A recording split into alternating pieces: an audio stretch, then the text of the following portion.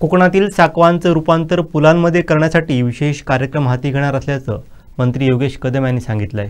पाहूयात। आपण विशेष साखो कार्यक्रम हा आपण आता राबवणार आहोत।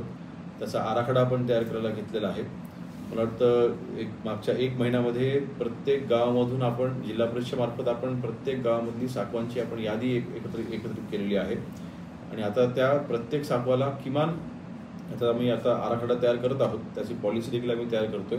परंतु तळ, रायगड, रत्नागिरी आणि सिंधुदुर्ग ह्या म्हणजे आपले हे 2 जिल्हे पूर्ण आणि रायगड हा निम्मा म्हणजे जो तळ रायगड आहे तो त्याचे मला वाटतं 4 तालुके 5 तालुके त्याच्यामध्ये आहेत। अशा ह्या सगळ्या तालुक्यांमधले साखो आता पुलामध्ये रूपांतर करण्यासाठी विशेष पॅकेज आपण देतोय ग्रामविकास विभागाकडून आणि जेणेकरून हे डोंगरी तालुके जे आहेत त्याच्यामधला हा प्रश्न कायमस्वरूपी निकाली काढणार। कारण सध्याला साखो कार्यक्रम हा फक्त जिल्हा नियोजनला असलेला हेड आहे आणि तिथे फक्त दुरुस्ती अलाउड आहे। आपण नवीन साखो त्याच्यामध्ये आपण घेऊ शकत नाही आणि त्याला 1 कोटीची मर्यादा आहे।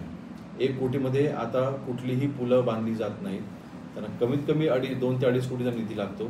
मग आम्हाला नाबार्डशिवाय दुसरा कुठला पर्याय राहत नाही। पण नाबार्ड हे फक्त जिथे VR नंबर आहे तिथेच फक्त नाबार्ड आता आपण नाबार्डचा निधी आपण वापरू शकतो। गाव अंतर्गत वाडी अंतर्गत रस्त्यांना जी साकवांचं पुलामध्ये रूपांतर करायची गरज आहे त्याला कुठलाच हेड नाही म्हणून विशेष बाब म्हणून आपण ग्रामविकास विभागामधून आपण हा हेड तयार करतोय आणि प्रचंड चांगली उपलब्धता ही कोकणाकरता होणार आणि जो काही पावसाळ्याच्या दिवसामध्ये काही वाड्यांचा गावांचा जगाशी संपर्क तुटतो तर ह्यापुढे तुटणार नाही ह्याची आपण दक्षता घेतोय। अशा एक चांगले कोकणासाठी आपण चांगले काही निर्णय आपण करून घेत आहोत। त्यासाठी माननीय एकनाथ शिंदे साहेबांची आम्हाला अतिशय चांगली साथ आहे। माननीय मुख्यमंत्री मोदयांनी यामध्ये शब्द दिलेला आहे की कोकणासाठी निधीच्या बाबतीत आम्ही कुठे कमी पडणार नाही किंवा हे जे पॉलिसी डिसिजन होत आहेत त्याच्यामध्ये आराखडे आपण तयार करून त्याला चांगला निधी उपलब्ध करून देऊ असं आश्वासन माननीय मुख्यमंत्री मोदयांनी देखील दिलेलं आहे।